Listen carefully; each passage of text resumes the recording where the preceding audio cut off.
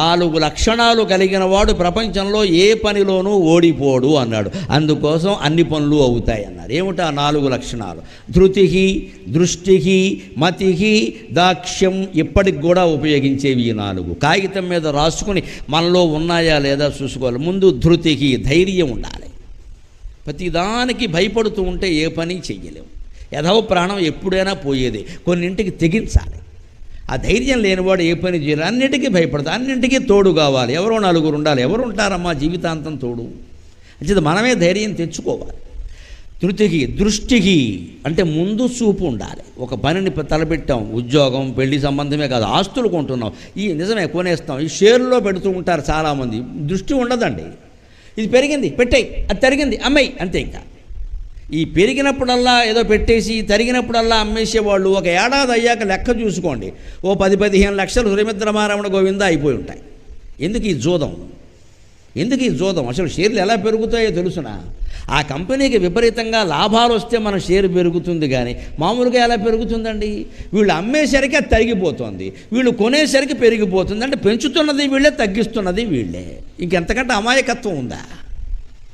అసలు వాడు జోలికే వెళ్ళకూడదు. ఒకవేళ పెడితే ఒక పద్ధతిగా ఎప్పుడు షేర్లో పెట్టే విధానం కూడా ఉంది. సిప్ అంటారు, సిస్టమేటిక్ ఇన్వెస్ట్మెంట్ ప్లాన్.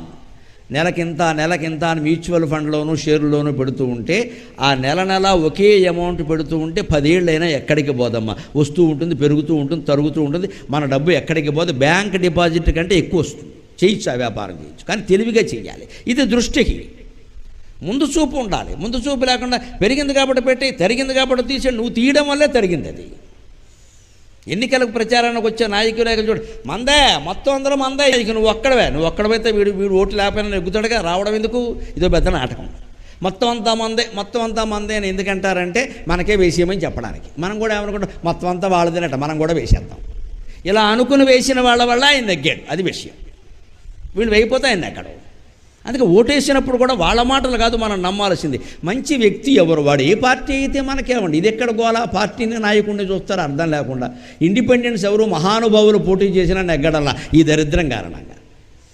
ఆయన ఇండిపెండెంట్గా పోటీ చేయొచ్చు, గంటో చెప్పో గొడుగో ఏదో ఒకటి ఇస్తారు, ఇవ్వని. ఆయన మంచివాడు, వేయడానికి మనకేమిటండి? మనం ఎలా ఉంటే ఈ నెగ్గడ కదా, నెగ్గాలా? నీ అహంకారం కాకపోతే నువ్వు వేస్తే నెగ్గాలా? అది అహంకారం. నీ అభిప్రాయం చెప్పమన్నారు, కానీ వాడు నెగ్గేలా వేయమని చెప్పలేదండి. ఈయన మంచివాడు కాబట్టి మేము ఓటేస్తామంటే ప్రతి ఎన్నికల్లో మంచివాడికే ఓట్లు పడతాయమ్మా ఖచ్చితంగా, అహంకారులకు పడవు. మనం అలా చెయ్యం. పార్టీలు, ప్రచారాలు, నాయకులు, ఈ దరిద్రం అంతా వచ్చేస్తుంది. దానికి కూడా సుందరకాండే ఉదాహరణ. దృష్టి, ముందు చూపు ఉండాలి అని. మతికి, మేధ అంటే తెలివితేటలు. పని చేస్తున్నామంటే తెలివి ఉండాలి. ఆ తెలివి లేకపోతే పని నాశనం అయిపోతుంది. లేకపోతే మందకొడి మనుషులం అయిపోతాం ఖచ్చితంగా. ఇందాక అంతఃపురంలో వెతుకుతున్నప్పుడు ఆయన అనుకున్నాడు తెలివిగా, సీతాదేవిని మరి ఇక్కడ వెతక్కపోతే ఎక్కడ వెతుకుతాం అని అంతఃపురంలోకి వెళ్ళాడు. రావణాసురుడు పక్కనే మండోదరను చూశాడు, భ్రమలో పడ్డాడు పాపం. వెంటనే ఆస్ఫోటయామాస చుచుంబ పుచ్చం ననాద జగామ అని పాటలు పాడేశాడు, ఆటలు ఆడేశాడు, తోక ముద్దు పెట్టుకున్నాడు. సీతాదేవి దొరికింది అన్నాడు. భ్రమలో పడ్డాడు. మనం కూడా భ్రమలో పడతాం పనులు అవుతుంటే, అందుకే చదవమన్నారు గ్రంథం. ఆంజనేయుడు కూడా భ్రమలో పడ్డాడు. హనుమంతుడు భ్రమలో పడ్డాడా అని దానికి పూర్వజన్మ కథలు పెట్టడం ఇదో అజ్ఞానం. మా పండితులు ఎలాంటి పనులు చేస్తారు, ఏం పూర్వజన్మ లేవు దీని వెనకాల. ఆయన భ్రమలో పడ్డాడు, మనము పడతాం, అందుకే చెప్పారు. పుట్టుకతోనే ఎవరో గొప్పవాళ్ళు కాదండి. నేను గొప్పవాళ్ళని ఆయన అనలేదు, ఇక్కడ మనమే అంటున్నాం అనవసరంగా. అందుకే మనం దేవతలకు దూరం అయిపోయాం, దెయ్యాలకి దగ్గరయ్యాం. దేవతలు కూడా మనలాంటి వాళ్ళే, పుట్టారు, పెరిగారు, కష్టపడ్డారు, సాధించారు. మనము అంతే. ఈయన అల్లరి చేశాడు, శాపానికి గురయ్యాడు, తర్వాత బాగుపడ్డాడు. మనము అంతే. ఆ మాత్రం గ్రహించడానికి హనుమంతుడిని అవమానించినట్టు కాదు అది. ఆయన పొరపాటు పడ్డాడు. పడిన తర్వాత ఏమనుకున్నాడు? సీతాదేవి దొరికింది అన్నట్టు. నా పిచ్చి కానీ, ఈవిడ రావణాసురుడు పక్కలో పడుకుంది, సీతాదేవి ఇక్కడ పడుకుంటే నేను ఇక్కడికి రావడం ఎందుకు? ఖర్చులు దండగా. సీతాదేవి రావణాసురుడు చెయ్యి మీద ఉంటే నేను రావడం ఎందుకు? పని లేక. పైగా వెళ్ళడం ఎందుకు? వెనక్కి ఈ వార్త రాముడికి చెప్పి గుండె పగిలేలా చేయడానికా? ఇంకా దేనికి ఇక్కడ? అంచేతను సీత ఇలా చేస్తుందా? ఆమెను చూడలేదు మనిషిని, కానీ ఎంత నమ్మకం అంటే రాముడు చెప్పిన ప్రకారం ఆలోచిస్తే సీత ఇటువంటి పని చెయ్యదు.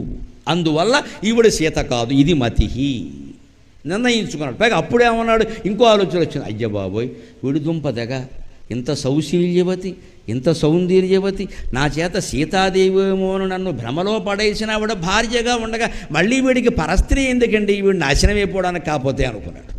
పోనీ ఏమైనా లేరా, ఆవిడ చాలా అందమైంది, పైగా మండోదరి సవాల్ చేసింది రావణాసురుడిని. విద్యలో కానీ, శీలంలో కానీ, వ్యక్తిత్వంలో కానీ సీత నా ముందు ఎలా సరిపోతుందో తీసుకురా, నీ కర్మగాలి ఆవిడ పాల్పడ్డామని చెప్పింది. రామాయణంలో ఉంటుందన్నమాట. అంతటి వ్యక్తిత్వం మండోదరిది. మండోదరి ఏమీ తక్కువ కాదు. అందుకే అహల్య, ద్రౌపది, సీత, తారా, మండోదరి తథా పంచకన్యా స్మరే నిత్యం మహాపాతక నాశనం అన్నారు. మండోదరిని స్మరించినా కూడా పాపాలు పోతాయి. రాక్షసుల్లో కూడా గుణాన్ని బట్టి గౌరవించిన ఏకైక జాతి హిందూ జాతి, ఏకైక ధర్మం హిందూ ధర్మం. కులాన్ని బట్టి గౌరవించకుండా మనం ఎప్పుడు గుణాన్ని బట్టి గౌరవిస్తాం. రాక్షసులందరూ దుర్మార్గులు కాదు. బలిచక్రవర్తి మహాసౌజన్యమూర్తి, ప్రహ్లాదుడు మహాభక్తుడు, ఇగో విభీషణుడు, ఆయన ఎంత ఉపకారం చేశాడు. మండోదరి సీతతో సమానంగా గౌరవించారు. అంచేత గుణాన్ని బట్టే మన హిందూ జాతి స్త్రీలని పురుషుల్ని గౌరవించింది, కానీ పుట్టుకను బట్టి ఎవరిని అవమానించలేదు, పుట్టుకను బట్టి ఎవరిని గౌరవించలేదు. మనం ఇప్పుడు పుట్టుకను బట్టి ఎవరిని అవమానిస్తున్నామంటే మనం హిందువులం కాదు. హిందుత్వం మనకు అర్థం కాలేదు. హిందువులు అలా చెయ్యరు. ఇది ఈ పురాణమే సాక్ష్యం. ఇది మతిహి దృష్టిహి ధృతిహి దృష్టిహి మతిహి దాక్ష్యం. తెలివితేటలతో ఆలోచించాలి. దాక్ష్యం అంటే సమర్థత. అంటే అసమర్థుడైన వాడు ఎప్పుడూ ఏ కార్యాన్ని సాధించలేడు. అందుకే ఆయన ఏం చేశాడు, అశోకవనంలో 4 చెట్లు పడగొట్టాడు, తొడగొట్టాడు, మెడగొట్టాడు, వాళ్ళని పిలిచాడు, తన సమర్థత ఏమిటో చూపించాడు. అంతేకాదు, రావణాసురుడు సభలోకి వెళ్ళినప్పుడు నిలబెట్టి మాట్లాడుతూ ఉంటే కోతివి నీకు ఆసనం ఎందుకంటే విభీషణుడు అన్నాడు, దూతగా వచ్చాడయ్యా, దూతని ఆసనం మీద కూర్చోబెట్టడం ధర్మం అన్నాడు. డాడ్, రాముడు దూతను నేను గౌరవించేది ఏమిటంటే నీ ఆసనం నాకు అక్కర్లేదు అని మహావాలగాత్రం అని తోక చుట్టి రావణాసురుడు సింహాసనం కంటే పైకి లేపి దాని మీద కూర్చున్నాడు. అది హనుమంతుడు. నువ్విచ్చేదేమిటి బోడాసనం అని ఇంగ్లీషు మాట్లాడు ఉంటాడు బహుశా. టేక్ యువర్ ఓన్ సీట్ అంటాం కదా, ఆయన ఓన్ సీట్ ఆయన తీసుకున్నాడు. అక్కడ నా సీటు నేను సంపాదించుకుంటాను, నువ్విచ్చేదేమిటయా అని శుభ్రంగా పైకి కూర్చొని రామాయణంలో ఉన్న విషయం అది. నేను చదివి చాలా ఆనందించే ఎటువంటి చమత్కారాలు కూడా వాల్మీకి రాశాడు రా అని. అలాగ మతికి ధృతికి దృష్టికి మతికి దాక్ష్యం, ఈ 4 లక్షణాలు ఉంటే హనుమంతుళ్ళ మనం కూడా పనులు సాధిస్తాం. అడిగితే కానీ ఎవరికి ఏం చెప్పకూడదు. నిజంగా మనకి జ్ఞానం ఉంటే జ్ఞానే మౌనం అన్నారు రఘువంశంలో. జ్ఞాని అయినవాడు మౌనంగా ఉండాలి. అడిగినప్పుడు అది కూడా అడిగినవాడు ఆసక్తిని బట్టి చెప్పాలి. కాలక్షేపానికి అడుగుతారు కొంతమంది, ఓ మాట చెప్పి వదిలేయాలి, అనవసరంగా వాళ్ళతో మాట్లాడదాం. కాలక్షేపానికి అడుగుతారు, వద్దు.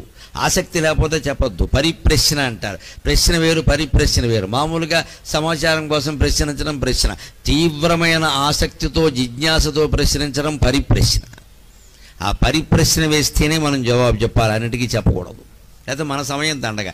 మనసులో నమశివాయ అనుకుంటే సరిపోతుంది. కొంతమంది మన దగ్గర చేరతారు, కాలక్షేపానికి ఏదో మాట్లాడుతూ ఉంటారు. అలాగా అట్లాంటి సమయాల్లో ఎప్పుడు వాళ్ళు చెప్పింది వినడమే మంచిది, సంతోషిస్తారు మనం మాట్లాడడం కంటే. ఇంతటి ఆయన మనం చెబుతుంటే విన్నాడురా అనుకుంటా, ఆ ఆనందం ఏదో ఆయనకి దక్కని. కాలక్షేప మాటల్లో పడకూడదండి. ఖచ్చితమైన జ్ఞానం ఆ వినేవాళ్ళు ఉంటేనే రావాలంతే. అలాగే ఉండాలి, లేకపోతే ఇది ఇబ్బంది అయిపోతుంది. ఇలా చదవడము ఎక్కువైపోతుంది.